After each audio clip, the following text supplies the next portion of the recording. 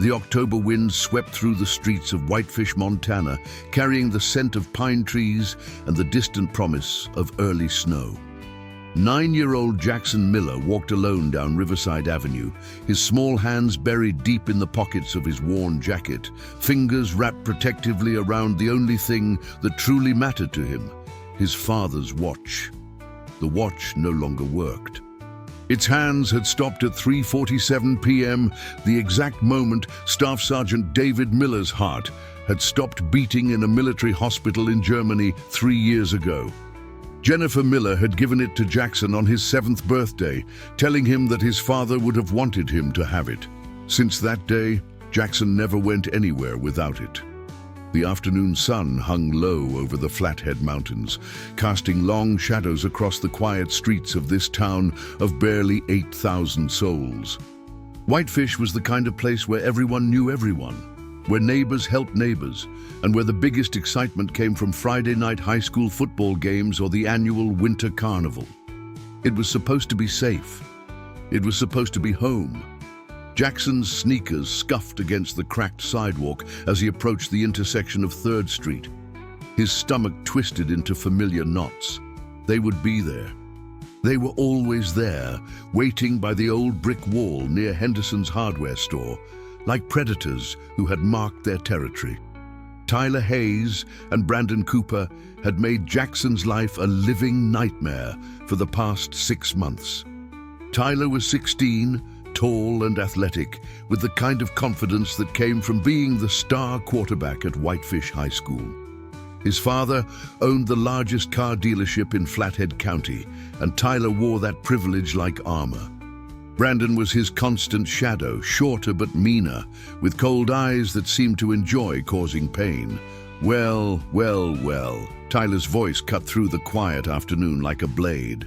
Look who we have here, little Jackson Miller, the crybaby. Jackson's heart hammered against his ribs.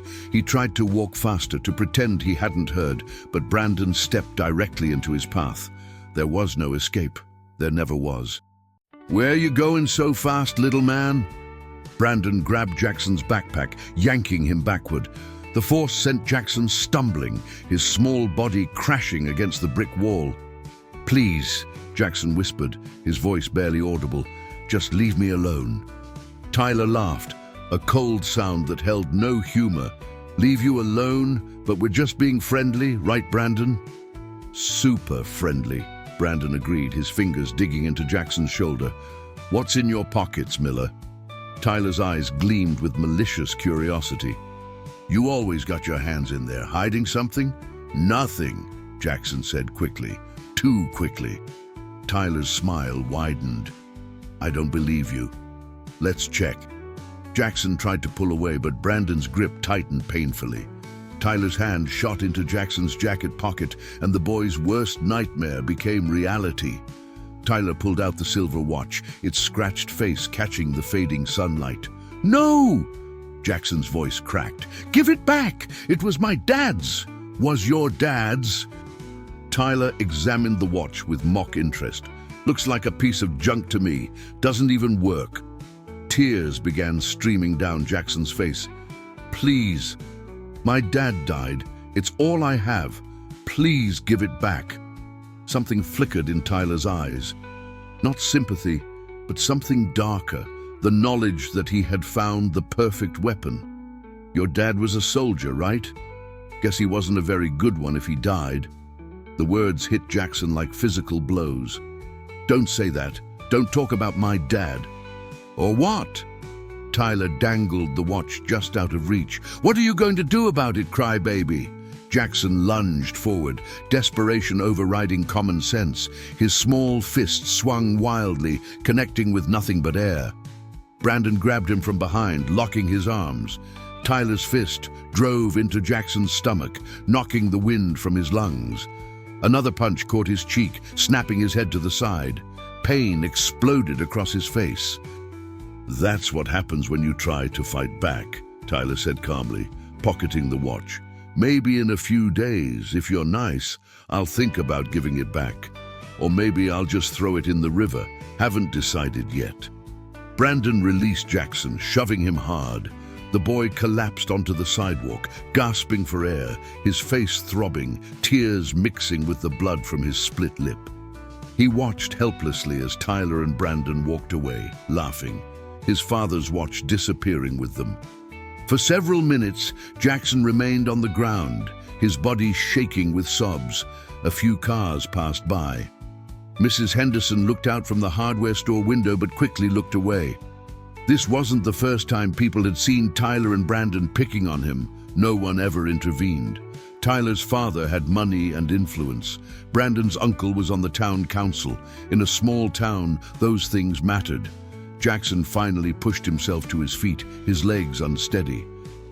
His cheek was swelling, his stomach ached, and his heart felt like it had shattered into a million pieces. He couldn't go home like this. His mother was working a double shift at Kalispell Regional Medical Center 30 minutes away. She wouldn't be home until nearly midnight. She worked so hard, sacrificed so much. He couldn't burden her with this. She already carried enough pain. Without consciously deciding where to go, Jackson's feet carried him down 3rd Street, past the library, past the post office, toward the edge of downtown. His vision blurred with tears, his breath coming in ragged gasps. He just needed somewhere, anywhere, that felt safe. The Chrome Eagle Diner sat on the corner of Highway 93 and Baker Avenue, a classic 1950s-style establishment with chrome fixtures and red vinyl booths. Its neon sign flickered in the gathering dusk, and through the large windows, Jackson could see the warm glow of interior lights.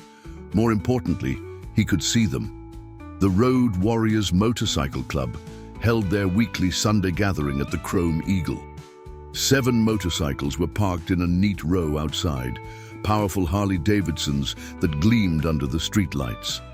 Jackson had passed this diner countless times, had seen these men with their leather vests and impressive bikes. His mother had always told him to stay away from them, warning him that motorcycle clubs could be dangerous, but right now, danger was the furthest thing from Jackson's mind. He just needed help. He needed someone to care. His hand trembled as he pushed open the diner door. A small bell chimed, and several heads turned to look at him. The diner was quiet except for the soft country music playing from a jukebox in the corner and the murmur of conversation from a booth in the back. Jackson took 3 steps inside, and suddenly his legs gave out. The adrenaline that had kept him moving drained away all at once.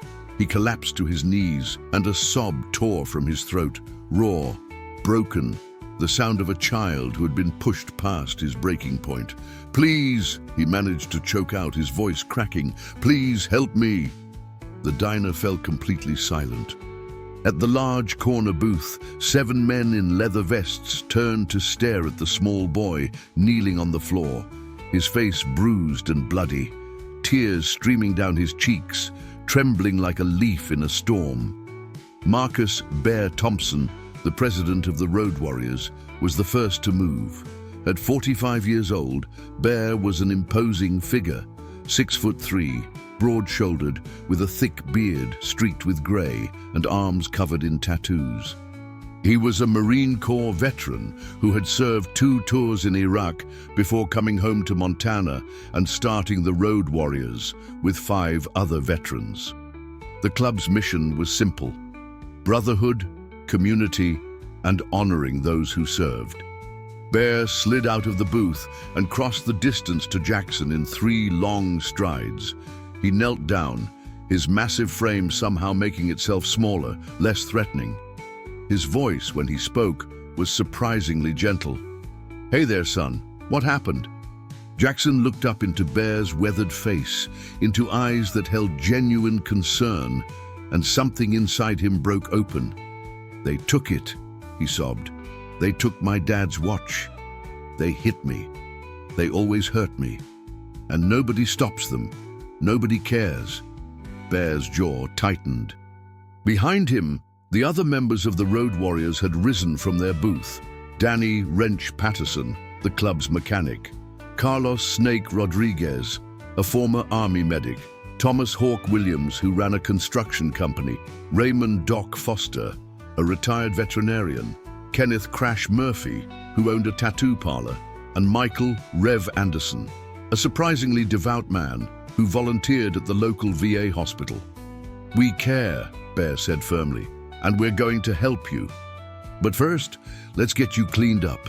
Can you tell me your name?" "Jackson," the boy whispered. "Jackson Miller."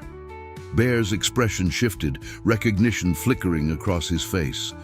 "Miller? Your father was David Miller, Staff Sergeant Miller?"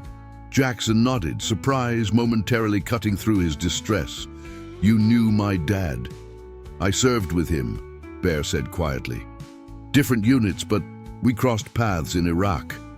Your father was a good man, a damn good man." He placed a hand gently on Jackson's shoulder. "Come on, son. Let's get you taken care of. Then you're going to tell us everything." Carlos stepped forward, his medic training immediately evident. "I'll check him out. Make sure nothing's broken." Bear helped Jackson to his feet and guided him to the Road Warriors booth. The other customers in the diner, an elderly couple and a trucker at the counter, watched with wide eyes but said nothing. Lucy Martin, the diner's owner and waitress, a woman in her 60s who had been serving food in Whitefish for 40 years, hurried over with a first aid kit and a glass of water. "Oh, honey," she said softly, her eyes filling with tears at the sight of Jackson's battered face.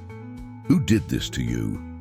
Jackson sat in the booth, surrounded by these large, intimidating men who were being more gentle and caring than anyone had been to him in months.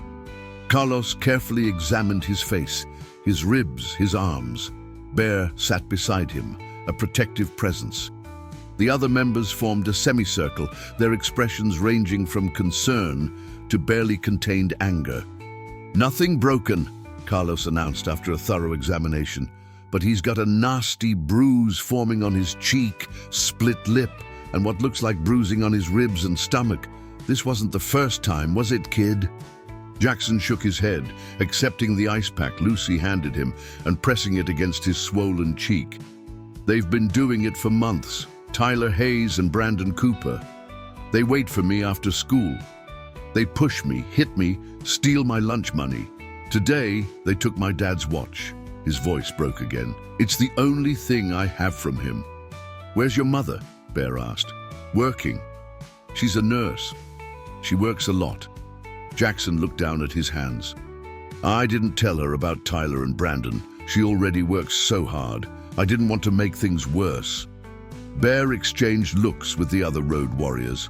A silent communication passed between them, the kind that only came from years of brotherhood and shared understanding. "Did you tell anyone at school?" Danny asked. "Teachers, principal?" "I told my teacher, Mrs. Peterson, a month ago. She said she'd talk to them. It just made things worse. Tyler's dad is rich. Brandon's uncle is on the town council. Nothing ever happens to them." "Where did this happen?" Bear's voice was calm, but his hands had curled into fists on the table. "By Henderson's hardware store, on 3rd Street. Mrs. Henderson saw. She always sees. Nobody ever helps." Hawk leaned forward, his expression dark. "Because they're cowards. They see some rich kid's son doing whatever he wants, and they look the other way." "We're not going to look the other way," Bear said firmly. He turned to Jackson, his eyes serious. "Son, I'm going to make you a promise right now. We're going to get your father's watch back. We're going to make sure Tyler Hayes and Brandon Cooper never touch you again. And we're going to do it the right way. Do you understand?"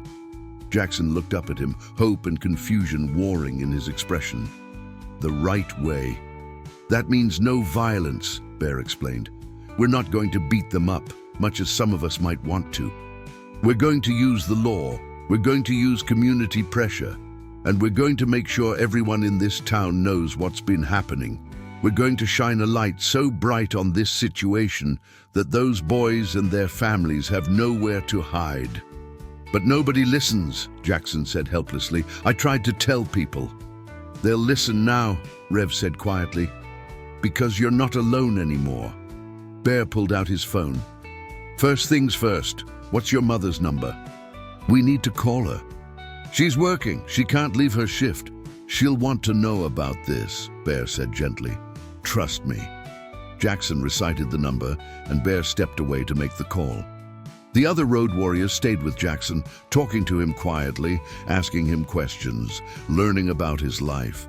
They discovered that Jackson loved drawing, that he was good at math, that he missed his father every single day, and that he felt invisible most of the time. Bear returned 5 minutes later. "Your mother is leaving work now. She'll be here in 30 minutes. She asked me to stay with you until she arrives." "Is she mad?" Jackson asked nervously. "She's scared for you, and she's angry at the people who hurt you, but she's not mad at you," Bear reassured him. While they waited for Jennifer Miller, the road warriors made plans. Danny pulled out a notebook and began writing down everything Jackson told them: dates, times, locations, witnesses. Carlos took photos of Jackson's injuries with his phone, documenting the evidence. Hawk called his lawyer friend, explaining the situation and asking about Montana's anti-bullying laws. "Okay," Hawk said after hanging up. "Montana has clear anti-bullying statutes. Schools are required to investigate complaints and take action. If they haven't, they're violating state law.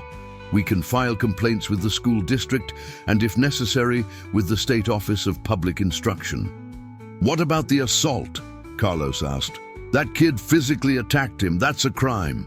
"Absolutely," Hawk agreed. "We need to file a police report.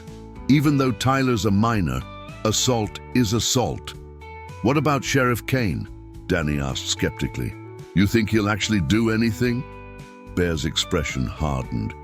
"Sheriff Robert Kane is going to do his job, or we're going to make his life very difficult.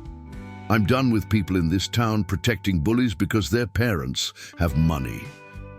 Jackson listened to all of this, his eyes growing wider. These men, these strangers, were doing more in 1 hour than anyone had done in 6 months. They actually cared. They were actually going to help. The diner door opened and Jennifer Miller burst inside. She was 34 years old with dark hair pulled back in a ponytail and exhaustion etched into every line of her face. She still wore her nurse's scrubs. Her eyes immediately found Jackson and she rushed to the booth. "Jackson!" She pulled him into her arms, holding him tightly. "Oh my God, baby, are you okay?"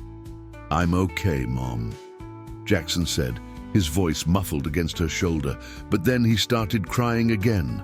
I'm sorry I didn't tell you." "Shh, it's not your fault," Jennifer whispered fiercely, pulling back to examine his face. Her expression shifted from fear to fury as she saw the bruises. "Who did this?" "Mrs. Miller," Bear said gently. "I'm Marcus Thompson. My friends and I are with the Road Warriors Motorcycle Club. Jackson came here asking for help, and we're going to make sure he gets it." Jennifer looked at the 7 large men surrounding her son, and for a moment, fear flickered across her face. Then she saw the genuine concern in their eyes, the protective stance they had taken around Jackson, and she understood. These weren't dangerous men. These were protectors. "Thank you," she said, her voice breaking. "Thank you for helping him." "Your husband served this country," Bear said quietly. "It's the least we can do for his son. But right now we need to take action. We need to file a police report, document everything, and start making noise. Are you with us?" Jennifer looked at Jackson, at his bruised face and hopeful eyes, and she made a decision. "Yes, I'm with you. Tell me what we need to do." Bear smiled, a fierce expression that held the promise of justice. "Then let's go pay Sheriff Kane a visit." The Flathead County Sheriff's Office was a modest 2-story brick building on 2nd Avenue, just 3 blocks from the Chrome Eagle Diner.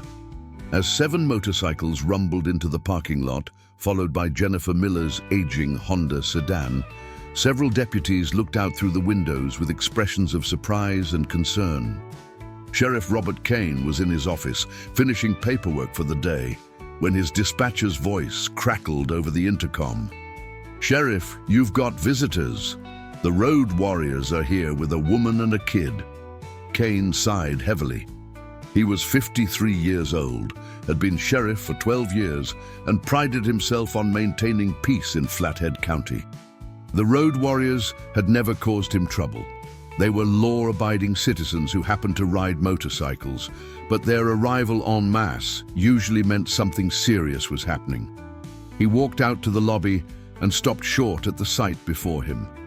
7 bikers stood in a protective formation around a young woman and a boy whose face was visibly bruised and swollen. Bear Thompson stood at the front of the group, his expression harder than Kane had ever seen it. "Sheriff," Bear said formally, "we need to file an assault report." Kane's eyes moved to Jackson, and his professional demeanor kicked in immediately. "Come into my office, all of you."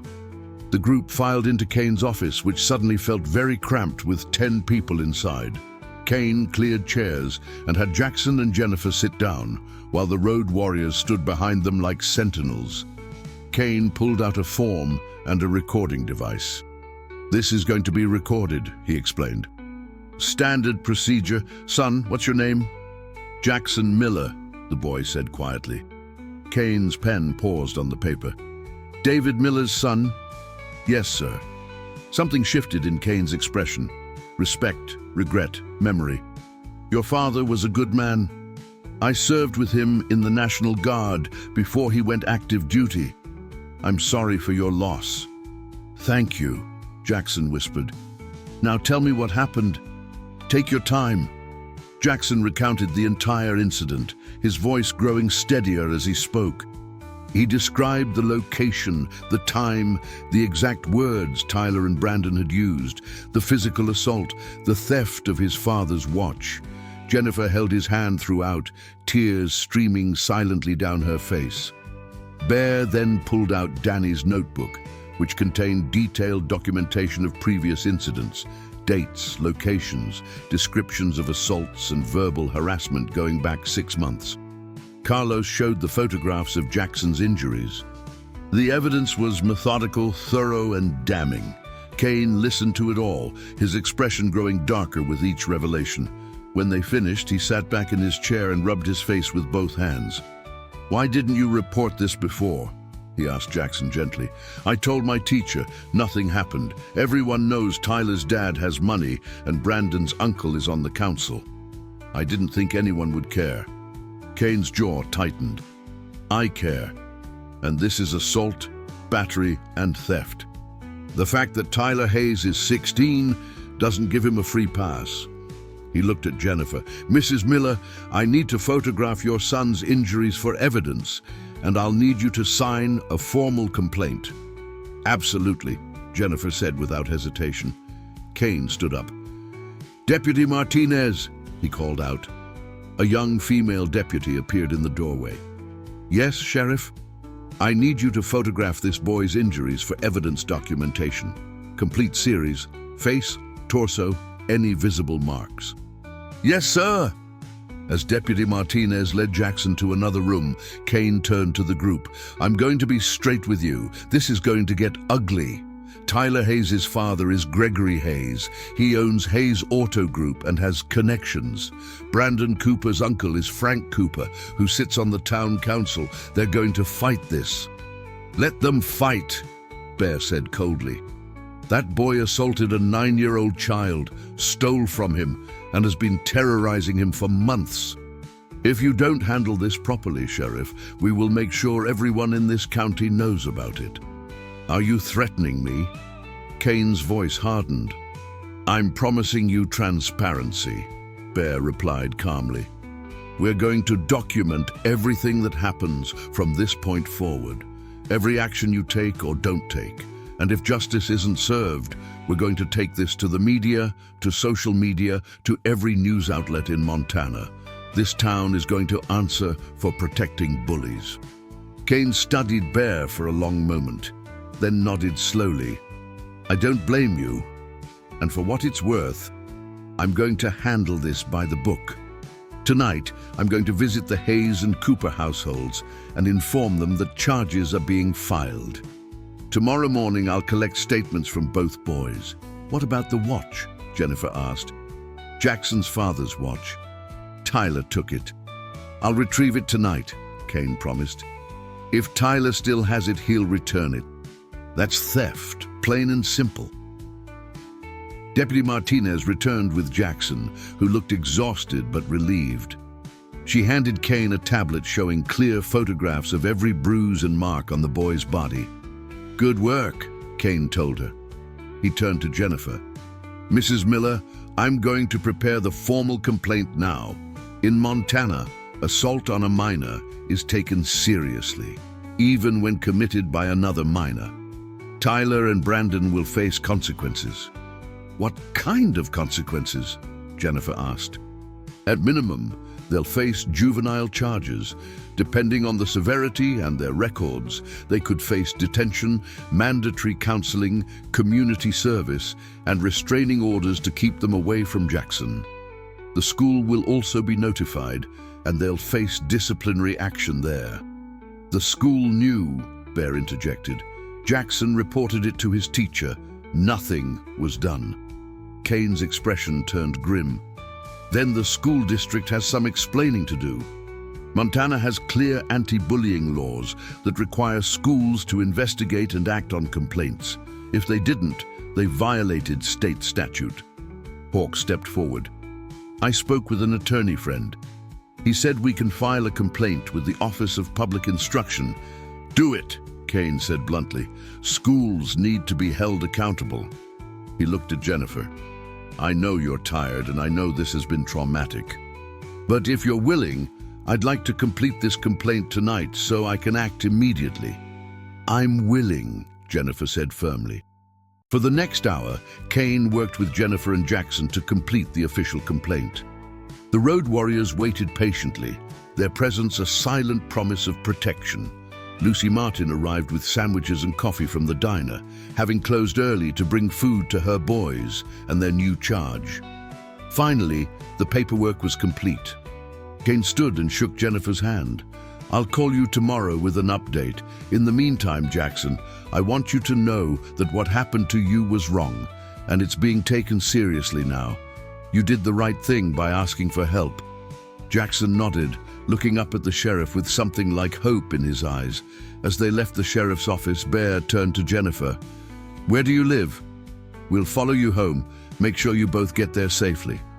"You don't have to do that," Jennifer protested weakly. "Yes, we do," Bear said simply. "You're family now, David's family.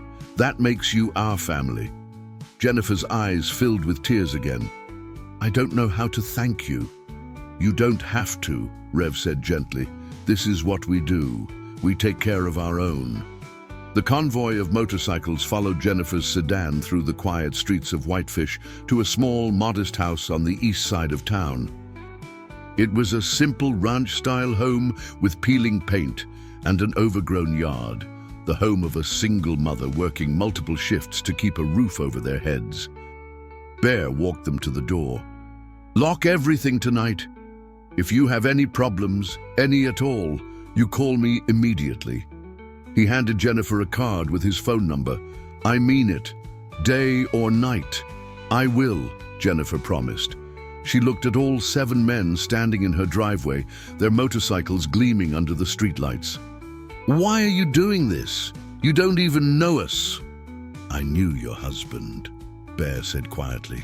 "And even if I hadn't, no child should have to suffer what Jackson's been through.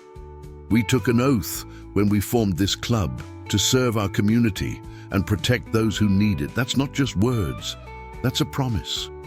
After the road warriors left, Jennifer and Jackson sat together on their worn couch. The house was quiet, except for the ticking of the clock on the wall. Jackson leaned against his mother, exhausted but feeling safer than he had in months.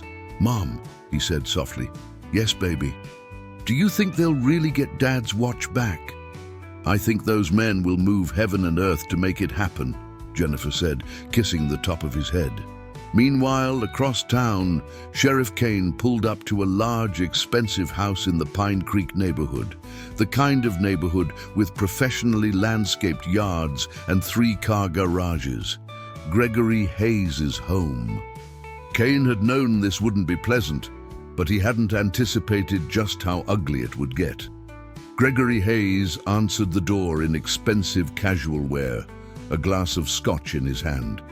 He was a tall man in his early 50s, with the kind of polished appearance that came from wealth and privilege. His smile faltered when he saw Kane's uniform. "Sheriff, what's this about?" "I need to speak with you and your son Tyler. It's official business." Hayes's expression hardened. "Come in." The interior of the Hayes home was immaculate. Hardwood floors, expensive furniture, artwork on the walls. Tyler was summoned from upstairs, and he came down looking annoyed at the interruption. His attitude changed when he saw Sheriff Kane. Kane didn't waste time. "Tyler, did you assault Jackson Miller this afternoon by Henderson's hardware store?" Tyler's eyes widened, then narrowed. He looked at his father before answering. "I don't know what you're talking about." "I have a witness statement from Jackson Miller, photographic evidence of his injuries, and a detailed account of your actions. I also have documentation of 6 months of harassment and assault. So I'll ask again, did you assault Jackson Miller today?" "That little brat is lying," Tyler said defensively. "Tyler!" Gregory's voice cracked like a whip. He turned to Kane. "Sheriff, surely there's been a misunderstanding. Tyler wouldn't..." "Tyler stole a watch from Jackson Miller. A watch that belonged to Jackson's deceased father, a veteran who died serving this country. He then physically assaulted Jackson, causing visible injuries. This is on record now. I'm here to inform you that charges are being filed." Gregory's face flushed red. "Charges? Against my son? Over some altercation between kids?" "Over assault, battery, and theft," Kane corrected firmly. "Jackson Miller is 9 years old. Tyler is 16. This isn't a playground scuffle. This is a crime." "I want my lawyer," Gregory said immediately. "That's your right," Kane replied.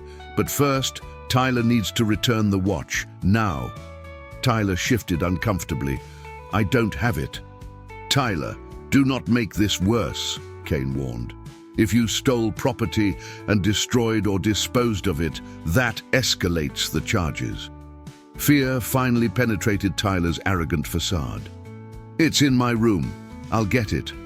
He returned a minute later with the silver watch, holding it out reluctantly. Kane took it, sealed it in an evidence bag, and wrote a receipt. "Tyler Hayes, you're required to appear tomorrow at 10 a.m. at my office with a parent or guardian for formal questioning. Do not leave town and do not attempt to contact Jackson Miller. Violation of either condition will result in immediate detention. Do you understand?" "Yes," Tyler muttered. "Mr. Hayes, you'll receive official notification of the charges by tomorrow afternoon. I recommend you contact your attorney." Gregory stepped forward, his voice low and threatening. "You're making a mistake, Sheriff. I have friends. I have influence. This could have been handled quietly, but you've chosen to make it public. That's going to come back on you." Kane met his gaze steadily. "Is that a threat, Mr. Hayes?" "It's a fact." "Then here's another fact. I don't care how much money you have or who your friends are. Your son committed a crime against a child. I'm going to do my job, regardless of pressure from you or anyone else. Have a good evening." Kane left the Hayes residence and drove directly to Frank Cooper's modest home in town. The conversation there was similar: denial, anger, threats of lawyers. Brandon reluctantly admitted to being present during the assault, but tried to minimize his role. Kane informed them of the formal questioning the next day and left with the same warning about contact with Jackson. Back at his office, Kane sat at his desk and looked at the silver watch sealed in the evidence bag. He remembered David Miller, a good soldier, a good man, killed far too young, and now his son was being tormented, and a community had looked the other way. Kane pulled out his phone and made a call. "John, it's Rob Kane." "Yeah, I know it's late. Listen, I need a favor. I've got a situation with a juvenile assault case that's going to blow up, and I need to make sure everything is documented perfectly. The kid's father was David Miller. Remember him from the Guard?" "Yeah, his son. I need you to help me build an airtight case." The next morning, Jackson woke to sunlight streaming through his bedroom window. and the smell of pancakes cooking. He walked into the kitchen to find his mother at the stove, still in her bathrobe, dark circles under her eyes from lack of sleep. "Morning, baby," she said with a tired smile. "I called in sick to work. I'm staying home with you today." "You didn't have to do that, Mom." "Yes, I did. We need to talk, and we need to figure out what happens next. But first, breakfast." They were halfway through their meal when there was a knock at the door. Jennifer opened it to find Bear standing there, along with Carlos, and Reverend Bear held out a small box. "Sheriff Kane asked us to bring this to you," he said. He already documented it for evidence, but he wanted Jackson to have it back as soon as possible. Jackson opened the box with trembling hands. Inside was his father's watch, slightly tarnished but whole. He lifted it out, pressing it against his chest, tears streaming down his face. "Thank you," he whispered. "Thank you so much." "That's not all," Bear said. "We've been up most of the night. We've filed a formal complaint with the Montana Office of Public Instruction against Whitefish Middle School for failure to respond to bullying reports. We've contacted 3 different news organizations about this case, and we've started a social media campaign to raise awareness about bullying in Flathead County." Jennifer stared at them in shock. "You did all that overnight?" "We told you we'd handle this," Carlos said with a slight smile. "We're men of our word." "There's something else," Rev added. "We'd like your permission to organize a community meeting to talk about bullying, about accountability, about protecting kids. We want to make sure what happened to Jackson never happens to another child in this town." Jennifer looked at Jackson, who nodded slightly. She turned back to the road warriors. "Yes, do it." "Good," Bear said. "Because this town is about to learn what happens when good people finally stop staying silent." The story exploded across Whitefish like wildfire. By Wednesday morning, less than 48 hours after Jackson had stumbled crying into the Chrome Eagle diner, everyone in town was talking about it. The road warriors had been strategic and thorough in their approach. Danny Patterson, who ran a successful auto repair shop in town, had a background in marketing from his pre-military days. He created a Facebook page titled "Justice for Jackson, Standing Against Bullying in Whitefish," and within 24 hours, it had over 3,000 followers, remarkable for a town of 8,000 residents.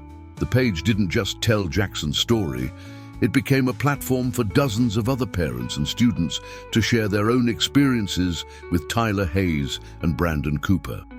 The stories painted a disturbing pattern: years of harassment, physical intimidation, theft, and psychological abuse.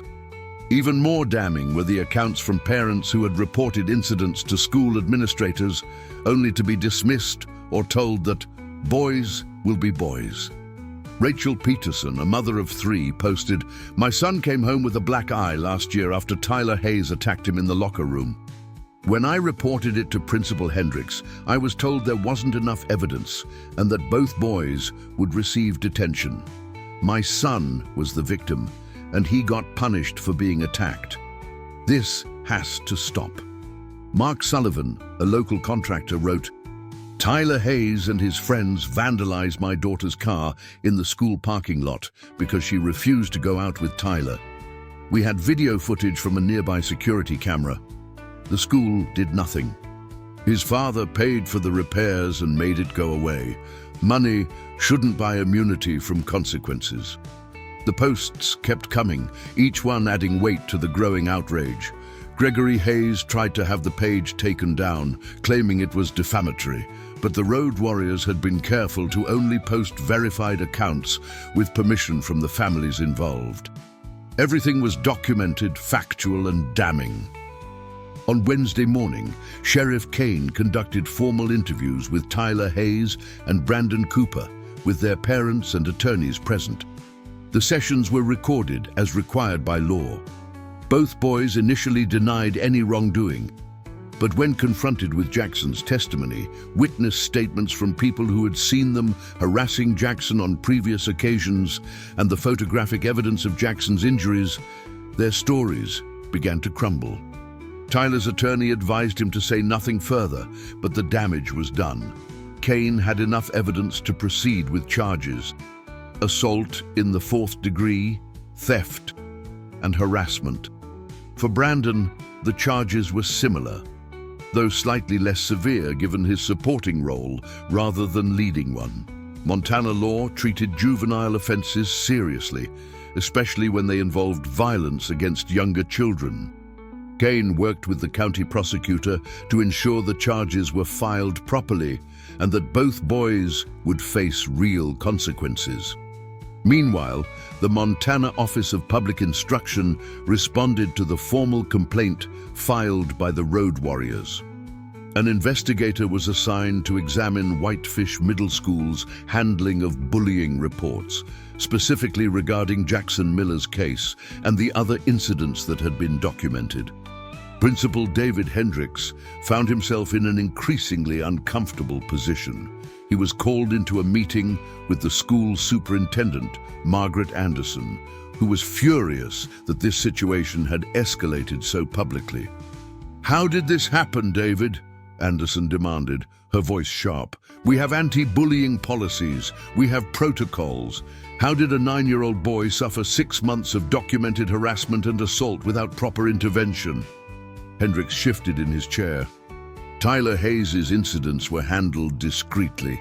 His father is a major donor to the school athletic programs. I thought we could manage the situation without following the law?" Anderson interrupted. "David, we are mandated by Montana statute to investigate and act on bullying complaints. You received a formal report from a teacher and did nothing. Do you understand the liability you've exposed this district to?" "It wasn't nothing," Hendricks protested. "I spoke with Tyler. I gave him detention. A 9-year-old child was being assaulted regularly, and you gave his attacker detention." Anderson's voice dripped with contempt. "The state investigator is coming tomorrow. I suggest you prepare your documentation, because your job is now on the line." The news media attention added another layer of pressure. Montana news outlets loved stories about small-town injustice, and the image of a deceased veteran's son being tormented while community leaders looked away was catnip for reporters. By Thursday, news vans from Kalispell, Missoula, and even Great Falls were parked outside the Flathead County Sheriff's Office and Whitefish Middle School. Gregory Hayes, who had built his business empire on his public image as a pillar of the community, found himself under siege. His dealership's social media pages were flooded with negative comments. Several customers canceled orders. His attempts to control the narrative through his connections were failing because the evidence was too solid and too public. On Thursday evening, the Road Warriors organized their community meeting at the Whitefish Community Center, a large facility that could hold over 300 people. They expected maybe 50 or 60 attendees. Over 400 people showed up, forcing organizers to open additional rooms and set up video monitors. Jennifer Miller sat in the front row with Jackson beside her. The boy wore a collared shirt and had insisted on coming despite his mother's concerns. "I need to be here," he had told her. "People need to know this really happened." Bear stood at the podium, his leather vest replaced with a simple button-down shirt, looking more like a community leader than a biker. Behind him stood the other Road Warriors, along with representatives from the local VA chapter, parent groups, and several teachers who had grown frustrated with the administration's handling of bullying incidents. "Thank you all for coming," Bear began, his deep voice carrying easily through the room. "We're here tonight because a 9-year-old boy came to us crying and asking for help. His name is Jackson Miller, and he's the son of Staff Sergeant David Miller, who died serving our country. For 6 months, Jackson suffered harassment, assault and theft at the hands of older students. He reported it. His mother reported it. Nothing was done. We're here to make sure that changes." The room erupted in applause. Bear waited for it to die down before continuing. "This isn't about revenge. This isn't about destroying anyone's life. This is about accountability and change. We've documented over 30 separate incidents involving the same two perpetrators, Tyler Hayes and Brandon Cooper, spanning 3 years. 30 incidents, dozens of victims, multiple reports to school officials, and until this week, nothing was done. Bear gestured to a screen behind him where Danny had prepared a presentation. We're going to show you the timeline of reported incidents, the school's responses or lack thereof, and the pattern of protection these individuals received because of their family's status in this community. For the next hour, the presentation laid out a devastating case. Parents came forward to share their stories. Teachers, speaking anonymously through video recordings to protect their jobs, described being told to handle things quietly when it came to certain students.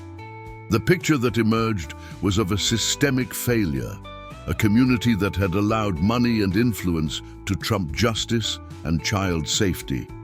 Gregory Hayes was in attendance, sitting in the back with his attorney. His face grew redder with each revelation.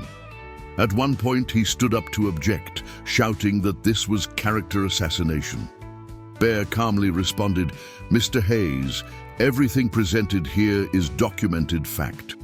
If your son was falsely accused, present evidence. But you can't, because the evidence against him is overwhelming. Your money and influence cannot protect him anymore. This community is holding you accountable."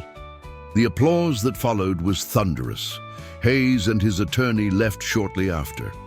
The meeting concluded with concrete action items: the formation of a parent oversight committee to monitor the school district's bullying policies, regular town hall meetings with school administrators, mandatory training for teachers and staff on recognizing and responding to bullying, and support groups for students who had been victims. But perhaps most importantly, the meeting ended with dozens of people approaching Jackson and Jennifer to offer support. They weren't alone anymore. On Friday morning, the Montana Office of Public Instruction released a preliminary statement indicating that Whitefish Middle School had failed to comply with state anti-bullying statutes in multiple cases, and that a full investigation was underway. Principal Hendricks was placed on administrative leave pending the investigation's outcome. Sheriff Kane called Jennifer that afternoon. "Mrs. Miller, I wanted to give you an update. The county prosecutor has officially filed charges against Tyler Hayes and Brandon Cooper. They'll appear in juvenile court next week. The prosecutor is recommending significant consequences given the severity and duration of the harassment." "What kind of consequences?" Jennifer asked, her hand holding the phone trembling slightly. "Most likely, they'll be placed on probation, required to attend counseling, perform community service, and will be subject to restraining orders to stay away from Jackson. Depending on the judge, they might also face time in a juvenile detention facility. Additionally, both boys will be expelled from Whitefish schools for the remainder of the academic year." "Expelled," Jennifer repeated, the word feeling both satisfying and surreal. "The school district is taking this seriously now," Kane continued. "They don't have a choice. The state investigation and public pressure have forced their hand. There will be real changes, Mrs. Miller. Your son's courage in speaking up is going to protect other children." That evening, Bear visited the Miller house again, this time with Rev and Doc. They brought dinner, homemade lasagna courtesy of Rev's wife, along with salad and fresh bread. "You don't have to keep bringing us food," Jennifer protested, though she was clearly grateful. "We want to," Doc said simply. "Besides, Rev's wife loves to cook, and we're giving her an excuse."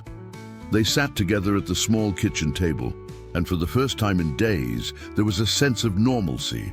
Jackson told them about his classes, his favorite subjects, his dreams of maybe becoming an engineer someday, like his father had been before joining the military. "Your dad would be proud of you," Bear said seriously. "Standing up to bullies takes real courage. You're braver than most grown men I know." Jackson looked down at his plate. a small smile on his face. "I wasn't brave. I ran away and cried." "That's not running away," Rev said gently. "That's knowing when you need help and being smart enough to ask for it. There's no shame in that. The bravest thing anyone can do is admit they can't handle something alone." "What's going to happen now?" Jackson asked. "At school, I mean, when I go back." The adults exchanged glances. "When do you want to go back?" Jennifer asked her son. "Monday," Jackson said firmly. "I don't want to hide anymore, and Tyler and Brandon won't be there, right? Sheriff Kane said they were expelled." "That's right," Bear confirmed. "They won't be there. But if you're worried about other kids, about what they might say or do, we can arrange for someone to walk you to and from school for a while. Just until you feel safe." "Would you do that?" Jackson's eyes widened. "Son, we'd do anything for you," Doc said. "You're part of our family now." "Why?" Jackson asked, the question that had been building in him since Sunday evening finally emerging. "Why do you care so much? I'm nobody special." Bear leaned forward, his expression intense. "Jackson, your father served this country. He sacrificed time with you and your mother to protect people he'd never met. When he died, this community should have stepped up to take care of his family. We didn't. We let you and your mother struggle alone. We let you be hurt. That's on us. So yeah, we care. We care because it's the right thing to do, and we care because we failed you before. We're not failing you again." Tears welled up in Jackson's eyes, but this time they weren't tears of pain or fear. They were tears of relief, of gratitude, of finally feeling like he mattered to someone beyond his mother. "Thank you," he whispered. The weekend passed quietly. Jennifer had the days off from work, and she spent them with Jackson, talking about everything that had happened, helping him process the trauma and the sudden changes in their lives. They watched movies together, played board games, and simply enjoyed being together without the shadow of fear hanging over them. On Sunday afternoon, all 7 members of the Road Warriors showed up at the Miller house. They brought paint, lumber, tools, and determination. "What's all this?" Jennifer asked, bewildered. "Your house needs some work," Hawk said matter-of-factly. "We're fixing it." "I can't afford—" "We're not charging you," Danny interrupted. "We're helping. That's what families do." Over the next 6 hours, the Road Warriors transformed the Miller property. They repainted the exterior, fixed the sagging porch, repaired the broken fence, and tended to the overgrown yard. Neighbors came out to watch, and several joined in to help. By evening, the house looked like a completely different place, cared for, valued, loved. Jennifer stood in her newly painted living room, looking at these men who had appeared in her life just days ago and had changed everything. "I don't understand why you're doing all this." Bear, covered in paint splatters, smiled at her. "Because David would have done the same for any of us. And because you and Jackson deserve to live in a home that reflects how special you are, not how much you've struggled." That night, as Jackson lay in his bed in his freshly painted room, he held his father's watch and felt something he hadn't felt in years: hope. His father was gone, but he wasn't alone. He had his mother, and now he had 7 fierce protectors who had proven that family wasn't just about blood, it was about showing up when someone needed you most. Monday morning arrived with the crispness of late October in Montana, the air carrying hints of the winter to come. Jackson Miller stood in front of his bedroom mirror, wearing new clothes that Rev's wife had quietly bought for him, and tried to calm the butterflies in his stomach. "You ready?" Jennifer asked from the doorway, her nurse's scrubs replaced with casual clothes since she had arranged to work evening shifts for the next week so she could be available for Jackson. "I think so," Jackson said, though his voice wavered slightly. Outside, the rumble of motorcycles announced the arrival of Bear and Wrench. They had volunteered to escort Jackson to school for his first day back, a visible reminder that he wasn't alone anymore. The drive to Whitefish Middle School typically took 5 minutes. Today, with 2 motorcycles flanking Jennifer's sedan, it felt both longer and shorter. As they pulled into the school's parking lot, Jackson noticed something unexpected. Dozens of parents and students lined the walkway to the entrance, and as he emerged from the car, they began to applaud. A large banner hung above the school's main entrance. "We stand with Jackson." Jackson's eyes widened in disbelief.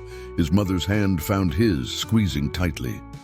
Bear and Wrench walked on either side of them as they made their way toward the building, and person after person reached out to touch Jackson's shoulder, to offer words of encouragement, to let him know he was supported. Sarah Chen, a girl from Jackson's math class, approached with a handmade card. "A bunch of us made this for you," she said shyly, handing it to him. It was covered in signatures and messages. "You're brave. We've got your back. Thank you for speaking up." Inside the school, Jackson was met by the new acting principal, Mrs. Rachel Morrison, who had been promoted from her position as assistant principal after Hendrix's suspension. She was a warm woman in her 50s, with a reputation for fairness and genuine care for students. "Jackson, welcome back," she said, kneeling down to his eye level. "I want you to know that things are going to be different here.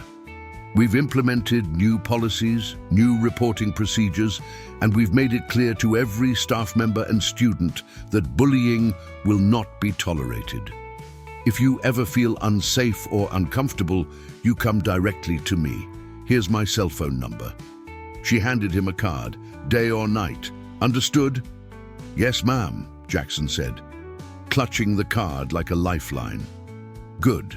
Now, your teacher, Mrs. Peterson, is waiting for you in your classroom. She's been very worried about you." As Jackson walked down the familiar hallways, he noticed the changes immediately. New posters lined the walls. "Bullying stops here. Be an upstander, not a bystander. Your voice matters." Each classroom door now had a clearly posted procedure for reporting bullying incidents, including multiple contact options. Mrs. Peterson, his fourth-grade teacher, had tears in her eyes when Jackson entered the classroom. She had been one of the teachers who had tried to help him months ago, only to be overruled by Hendrix. The guilt of not fighting harder for Jackson had haunted her. "Jackson, I'm so glad you're back," she said softly, "and I'm so sorry I didn't do more to protect you." "It's okay," Jackson said, and meant it. He was learning that sometimes good people made mistakes when systems failed them. The school day passed in a blur of supportive comments from classmates, teachers checking in on him, and a general atmosphere of change. During lunch, Jackson found himself surrounded by students who wanted to sit with him, to talk to him, to be his friend. For a boy who had spent months eating alone, avoiding eye contact, trying to be invisible, the attention was overwhelming but welcome. Meanwhile, across town at the Flathead County Courthouse, Tyler Hayes and Brandon Cooper were appearing before Judge Patricia Morrison for their preliminary hearing. The courtroom was packed with spectators, including members of the Road Warriors, parents of other victims, and several reporters. Tyler and Brandon sat with their families and attorneys, both boys looking significantly less confident than they had a week ago. The weight of their actions and the public exposure had clearly taken a toll. Judge Morrison was known throughout Flathead County as firm but fair, with particular sympathy for victims of violence. She reviewed the case files carefully before addressing the court. "This case has garnered significant public attention," she began, her voice carrying authority through the courtroom. "But I want to be clear. My decisions will be based on law and evidence, not public opinion. That said, the evidence in this case is substantial and disturbing." She detailed the charges: assault in the 4th degree, theft and harassment, along with the documented pattern of behavior spanning multiple incidents and multiple victims. "Tyler Hayes, Brandon Cooper, you are both old enough to understand that your actions have consequences. You targeted a younger, smaller child. You caused physical harm. You stole property of significant sentimental value. And you did so repeatedly, over months, despite that child reporting your behavior to authorities." Tyler's mother was crying softly. Gregory Hayes sat stone-faced, his empire crumbling around him as business partners distanced themselves and community members boycotted his dealerships. Judge Morrison continued, "Given the severity of the offenses and the pattern of behavior, I am ordering the following. Both defendants will remain under house arrest pending their formal sentencing hearing in 30 days. They are expelled from Whitefish schools for the remainder of this academic year. They are prohibited from any contact, direct or indirect, with Jackson Miller or any other victims who have filed complaints. Violation of these terms will result in immediate detention in a juvenile facility." She paused, letting the gravity of her words sink in. Additionally, both defendants will undergo mandatory psychological counseling to address their behavioral issues, and upon completion of their expulsion period, they will be required to complete 200 hours of community service working with at-risk youth programs. They need to understand the impact of their actions from the perspective of victims.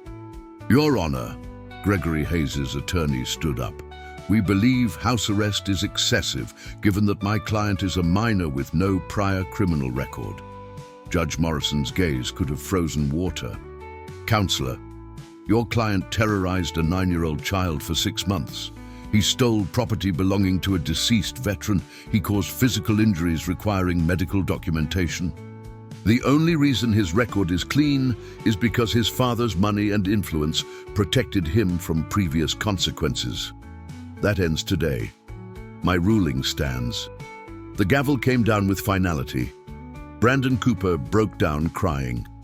Tyler Hayes stared straight ahead, his face pale, finally understanding that his actions had real consequences that his father's money couldn't erase. Outside the courthouse, Bear spoke with reporters who had gathered. "This is what justice looks like. Not revenge, not vigilante action, but the legal system working the way it's supposed to. We hope this sends a message to every parent, every school administrator, every community leader. Protect the vulnerable, hold the powerful accountable, and never look away when children are suffering." The interview clips would run on Montana news stations that evening, further cementing the Road Warriors' reputation not as dangerous outlaws, but as community protectors who had stood up when others remained silent. Over the following weeks, the transformation in Whitefish continued. The Montana Office of Public Instruction completed its investigation and issued a scathing report about Whitefish Middle School's failures, resulting in mandatory policy reforms across the entire district. Principal Hendricks resigned rather than face termination, and Mrs. Morrison was officially promoted to principal with a mandate to rebuild trust and implement comprehensive anti-bullying programs. The Parent Oversight Committee, chaired by Rachel Peterson, the mother who had posted about her son's attack, met weekly with school administrators to review incident reports and ensure proper responses. Teachers received extensive training on recognizing and addressing bullying behavior. Students participated in assemblies about empathy, upstanding behavior, and creating inclusive communities. For Jackson, the changes were profound but gradual. The physical bruises faded within weeks, but the emotional healing took longer. He began seeing a counselor, Dr. Amanda Wright, who specialized in childhood trauma. The sessions helped him process not just the bullying, but also the grief he still carried about his father's death. "Your dad would be incredibly proud of you, Doctor." Wright told him during one session, "You survived something terrible. You found the courage to ask for help, and you're helping other kids by speaking up. That takes remarkable strength." The Road Warriors remained constant presences in Jackson's life. Bear picked him up from school twice a week and took him to the Chrome Eagle Diner, where they'd do homework together, while Lucy Martin fussed over them with milkshakes and burgers. Wrench taught Jackson basic mechanics in his auto shop, showing him how engines worked and letting him help with simple repairs. Rev invited Jackson to volunteer at the VA hospital, where Jackson read to elderly veterans and heard their stories of service and sacrifice. But perhaps most importantly, the Road Warriors included Jackson in their community service projects. The club organized a fundraiser for families of fallen soldiers, and Jackson helped set up tables and hand out flyers. They participated in a Toys for Tots drive during the holidays, and Jackson sorted donations alongside grown men who treated him as an equal. Jennifer Miller watched her son transform from a frightened, withdrawn child into a confident young person who smiled freely and made friends easily. The change wasn't instant or without setbacks. Jackson still had occasional nightmares, still flinched sometimes when approached suddenly, but he was healing. One evening in late November, as Jennifer and Jackson sat at their kitchen table working on his homework, she looked at him with tears in her eyes. "You know your dad would be so proud of you, right?" Jackson touched the watch, hanging from a chain around his neck. Bear had taken it to a jeweler to be repaired and converted into a necklace so Jackson could wear it safely. "I think he'd be proud of you too, Mom. You never gave up on me." "I should have seen what was happening sooner," Jennifer said, guilt still coloring her voice. "You were working to keep us safe and fed," Jackson replied with wisdom beyond his years. "Bear says we can't change the past, only learn from it and do better in the future." "Bear's a smart man. He really is." Jackson paused, then added quietly, "I'm glad we found them, or they found us. I don't feel alone anymore." Jennifer reached across the table and squeezed his hand. "Neither do I, baby. Neither do I." The formal sentencing hearing for Tyler Hayes and Brandon Cooper took place in early December. Judge Morrison reviewed their counseling reports, their compliance with house arrest, and statements from their victims. Her final ruling included the conditions she had previously outlined, along with permanent restraining orders and requirements for continued counseling. Both boys would face probation until their 18th birthdays, with any violations resulting in immediate detention. More significantly, Judge Morrison ordered both families to participate in restorative justice conferences with their victims, voluntary meetings where Tyler and Brandon would have to face the people they had hurt and take full accountability for their actions. Jackson chose to participate in the conference with Tyler Hayes. It took place in a neutral meeting room at the courthouse, with Dr. Wright present to support Jackson and a trained mediator facilitating the conversation. Tyler looked different than he had months ago, humbled, smaller somehow, despite his size. His eyes were red-rimmed, his confident swagger completely gone. "Jackson," the mediator began gently, "would you like to tell Tyler how his actions affected you?" Jackson had prepared for this moment with Dr. Wright. He took a deep breath and looked directly at Tyler. "You made me scared to go to school. You made me feel worthless. When you took my dad's watch, you took the only piece of him I had left. You made me think nobody cared about me." His voice remained steady, stronger than anyone expected. "But you know what? You were wrong. People do care about me, and because I spoke up, other kids who you hurt don't have to be scared anymore. So in a weird way, you helped me find my courage and find my family." Tyler's face crumpled. "I'm sorry," he said, his voice breaking. "I'm so sorry, Jackson. I was angry all the time. My parents fight constantly. My dad only cares about money and his image, and I took it out on you because you were smaller and I could. That's not an excuse. There is no excuse. I was a bully and a coward, and you didn't deserve any of it. I know saying sorry doesn't fix anything, but I mean it. I'm really, truly sorry." The mediator let the words hang in the air before turning to Jackson. "How does hearing that make you feel?" Jackson considered carefully. "I don't forgive you yet. Maybe someday I will, but not today.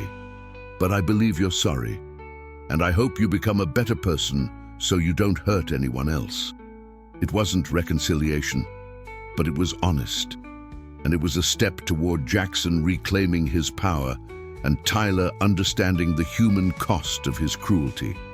Christmas came to Whitefish with heavy snowfall that transformed the town into a postcard-perfect winter wonderland.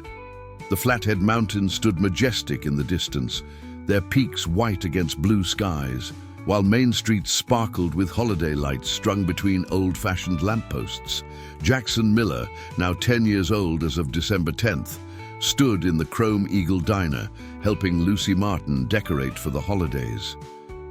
His birthday had been celebrated 3 days earlier with a party organized by the Road Warriors, his first real birthday party in years, attended by over 30 people, including his new friends from school, their parents, and of course, his extended family of bikers. "Hang that garland a little higher, sweetheart," Lucy instructed, and Jackson stretched on his tiptoes to adjust the decoration. He had grown 3 inches since October, and Dr. Wright attributed some of it to reduced stress. Chronic anxiety could actually stunt growth in children, she had explained to Jennifer. The diner door opened, letting in a blast of cold air along with Bear, Wrench, and Hawk.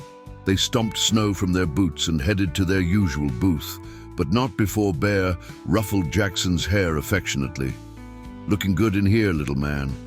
You helping Lucy get ready for the Christmas Eve party?" "Yep," Jackson beamed.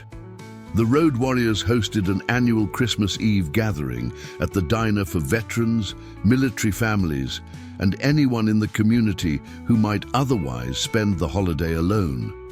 This year, they had expanded it significantly, expecting over 100 people. "Your mum working tonight?" Bear asked. "Yeah, but she gets off at 8. She'll be here for the party tomorrow." Jennifer had received a promotion at Kalispell Regional Medical Center, along with a raise that meant she no longer had to work double shifts constantly. The financial breathing room had transformed their lives almost as much as the emotional support had. The Road Warriors had also quietly established a scholarship fund in David Miller's name, with Jennifer and Jackson as the first beneficiaries, money set aside for Jackson's future education. Over the past 2 months, life in Whitefish had settled into a new normal. Tyler Hayes and Brandon Cooper remained under house arrest and were being homeschooled, removed from the social environment where they had wielded power through fear. Several other students who had participated in or enabled bullying behavior had faced consequences as well: suspensions, mandatory counseling, and loss of privileges. More importantly, the culture at Whitefish Middle School had shifted dramatically. Students now felt empowered to report bullying without fear of being ignored or retaliated against. The Parent Oversight Committee held monthly forums where students could voice concerns directly to administrators. Teachers had received training that helped them recognize warning signs and intervene early. Jackson had become something of a local celebrity, though he remained humble about it. He had been interviewed by Montana newspapers, had spoken at a school assembly about the importance of asking for help, and had even been invited to speak at the state capitol about anti-bullying legislation. The shy, frightened boy who had stumbled into the Chrome Eagle Diner crying and alone had found his voice, and he was using it to help others. His friendships at school had flourished. Marcus Webb, a boy in his class who had also been bullied by Tyler's group, had become his best friend. They spent weekends together building model rockets and riding bikes through town. Sarah Chen, the girl who had given him the card on his first day back, often joined them for study sessions at the library. But it was his relationship with the Road Warriors that had truly transformed Jackson's life. These 7 men had become the father figures he desperately needed, each one contributing something unique to his development. Bear taught him about leadership and standing up for what was right, even when it was difficult. Wrench showed him the satisfaction of working with his hands and fixing things that were broken. Carlos, the medic, taught him first aid and the importance of caring for others. Hawk demonstrated the value of strategic thinking and careful planning. Doc shared his love of animals and took Jackson on calls to help with veterinary work. Crash taught him about art and self-expression through drawing. And Rev showed him that strength and faith weren't contradictory, that being kind and being tough could coexist. On Christmas Eve, the Chrome Eagle Diner was transformed into a festive gathering space. Tables had been pushed together to accommodate large groups, decorations covered every surface, and the smell of roasted turkey and home-cooked sides filled the air. Lucy and several volunteers had been cooking for days. Jennifer arrived at 8:15, still in her scrubs, exhausted but smiling. Jackson ran to hug her, and she held him tight, grateful every single day for the community that had saved her son, and in many ways saved her too. "How was work, Mom?" "Long but good. We delivered 2 babies tonight, both healthy." She looked around the crowded diner. "Wow, this is amazing." Bear approached with 2 plates of food. "Merry Christmas, Jennifer. You look like you need to sit down and eat." "You're not wrong," she laughed, accepting the plate gratefully. "Thank you, Bear, for this, for everything." "Family takes care of family," he said simply, the phrase that had become something of a motto for their extended group. The evening was filled with laughter, stories, and a sense of belonging that everyone present felt deeply. Veterans shared memories of their service. Children played in the corner with new toys donated by community members. And neighbors who had been strangers months ago now sat together as friends.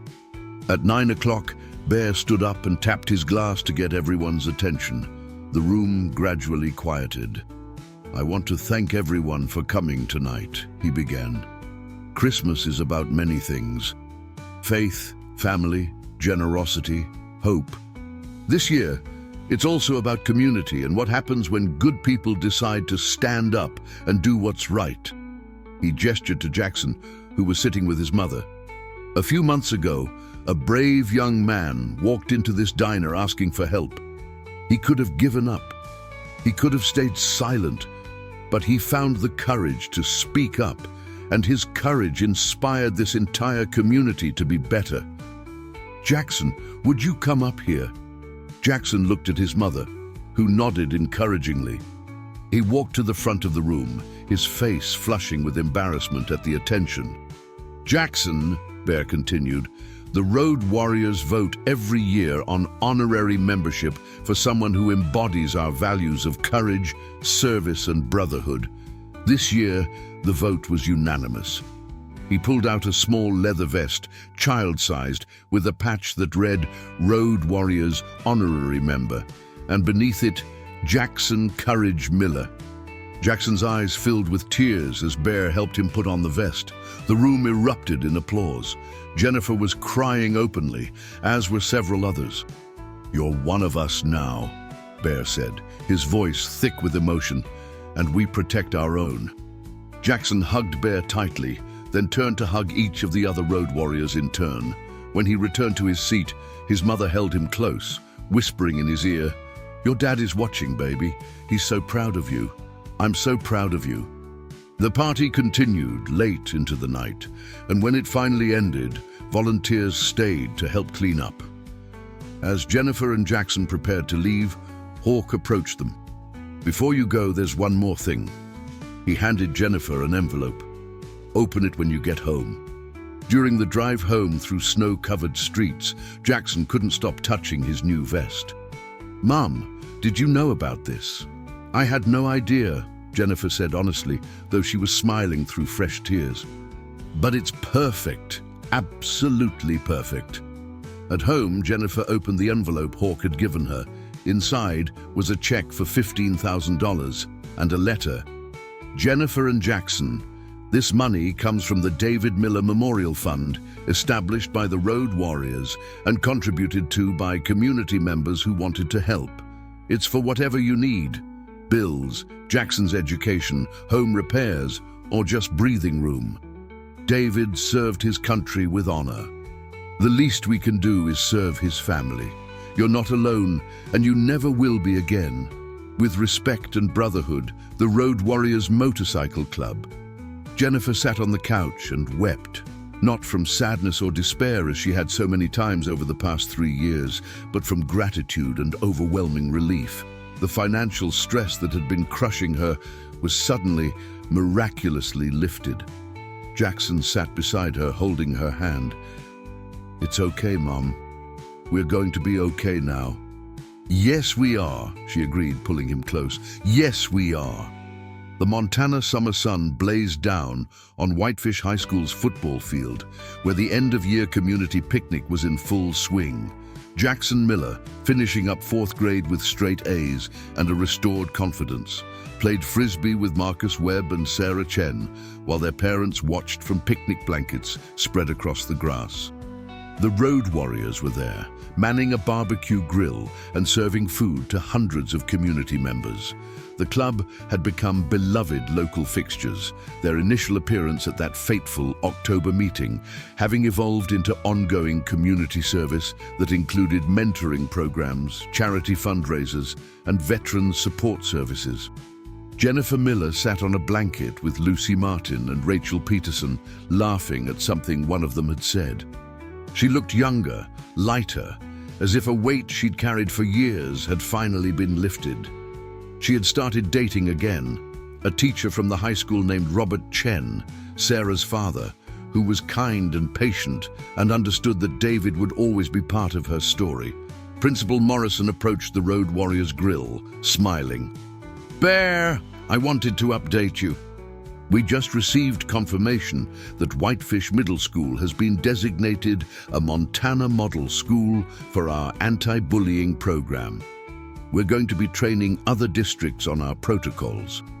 "That's fantastic," Bear said, genuinely pleased. "It's what we wanted, real, lasting change."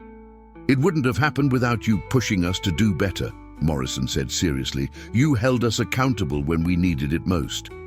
Nearby, Tyler Hayes sat with his parents at a picnic table, somewhat isolated from the main gathering.